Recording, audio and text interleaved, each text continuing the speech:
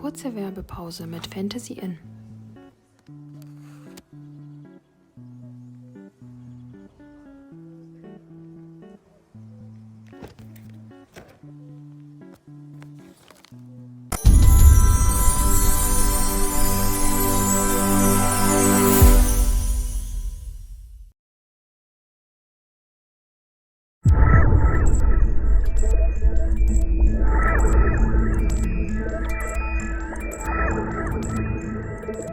Herzlichen Willkommen bei der zweiten Folge der Hartschaum-Workshop.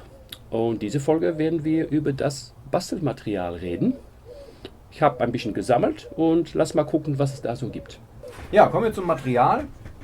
Wir haben jede Menge Styrodur hier vorne liegen. Ja, kannst du ein bisschen was darüber erklären? Welche? Timeout. Ja, Ist mir aufgefallen ja, und ich finde das sehr gut, dass du das so gefragt hast, weil ich glaube, ein Fehler, ja, den man oft macht, ist, ja, wir arbeiten mit Styrodur. Was ist Styrodur? Wir arbeiten mit Hartschaum. ja, Und Hartschaum hat man in verschiedenen Arten. Hier liegen ein paar Sachen. ja. Und ein von diesen Firmen, BASF, hat seine eigene Hartschaum entwickelt und das heißt Styrodur. Ja, genau. Ich weiß, dass in Deutschland Styrodur, dass man das überall kaufen kann.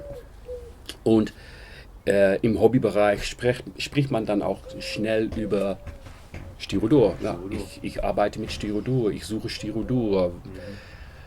Die Leute suchen eigentlich nach Hartschaum. Ja, Und ja, Styrodur ist meiner Meinung nach eine der besten für diesen Hobby. ja, Das kann ich gleich auch erklären, warum. Aber ich habe ein Hartschaum-Fetisch. ja, Das heißt, ich sammle von der ganzen Welt halt Hartschaumarten. Ich habe nur ein paar genommen, aber was hier liegt, ist nicht alles Hartschaum. ja, Ja? Also, eigentlich liegen hier zwei Gruppen. ja, Hartschaum, die, lass mal sagen, die wirtschaftliche Name ja, ist XPS. ja, genau. Ja? Und dann hat so Hartschaum XPS. Und dann hat man auch diesen Styropor EPS. EPS. Und Styropor, wie gesagt, hier liegen zwei Gruppen. Hier habe ich zweimal Styropor und das ist alles Hartschaum oder XPS. Ja? Ja, Das Unterschied ist erstens die Masse, Gewicht. Ne? So ein Klotz ist viel leichter wie so ein Klotz. Das hat damit zu tun, dass die Struktur sehr grob ist. Da ist viel Luft drin. Das eignet sich perfekt für alle Art von Hügel und Sachen zu bauen, was dann wieder zugeschmiert wird, verspachtelt. Aber wenn ich das hier so anmale, dann sieht das nicht schön aus. Man kann das eigentlich auch nicht gut strukturieren. ja, Also das ist der EPS oder der, wie heißt das auf Deutsch? Styropor. Styropor. Das geht weg. Ja, Und dann haben wir hier die Hartschaum. Und das Tolle von Hartschaum ist, wenn ich eine Hartschaumplatte angucke, dann gucke ich immer, jede Platte hat ein Oben- und Unterseite. ja, Und auf dieser Oben- und Unterseite ist ein Coating.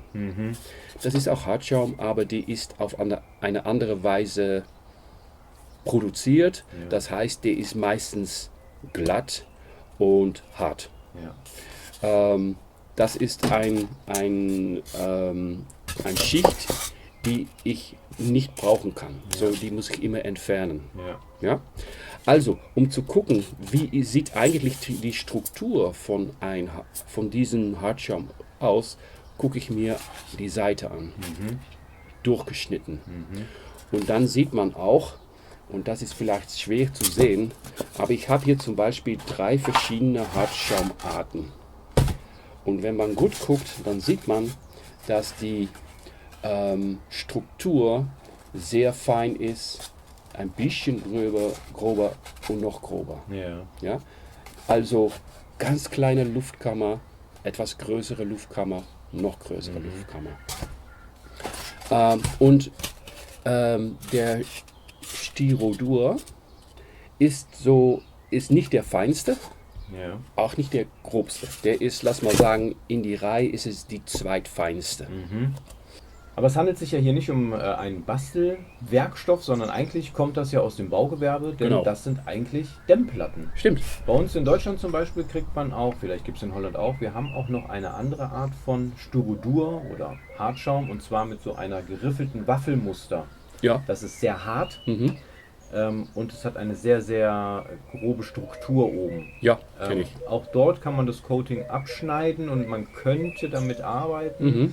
aber das ist sehr, sehr hart. Ja. Ne? Also Ja. hast du damit schon mal gearbeitet? Geht Ja. das auch? Kann ich das auch verwenden? Ja, kannst du auch verwenden. Aber ich glaube, am wichtigsten ist, wenn man anfängt mit Hartschaum zu arbeiten und man geht zu einem Großhändler oder einem Baumarkt und man sieht zum Beispiel Yakodur. Das hier ist Yakodur. Okay. Und Yakodur ist ein prima Baustoff für unseren Hobby. Okay. Ein bisschen grober wie Styrodur, Ja. aber wenn es kein Styrodur gibt, nimm einfach Yakodur. Yakodur. Ja? Okay. Oder Roofmate, Floormate. Mhm. Floormate ist härter, Ja. Floor, Ja. Boden. Ja.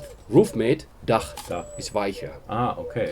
Das heißt, und das ist folgendes, das ist die Oberseite von einer Schicht, das ist die Unterseite. Wenn man so macht und man prägt, Ja.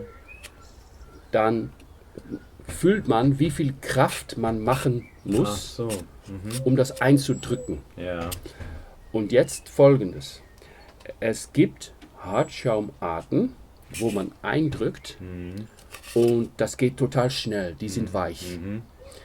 Dann weiß man auch, wenn ich das mache, Ja. habe ich schon eine permanenten Beschädigung. Ja. Ja? Es gibt auch Schaumarten, so wie Pink Foam in Amerika und Kanada. Ja. Die drückt man ein, Ja. die kommt wieder hoch. Ah, okay. Und auch damit kann man arbeiten, aber das ist viel aufwendiger. Na klar, weil es Ja.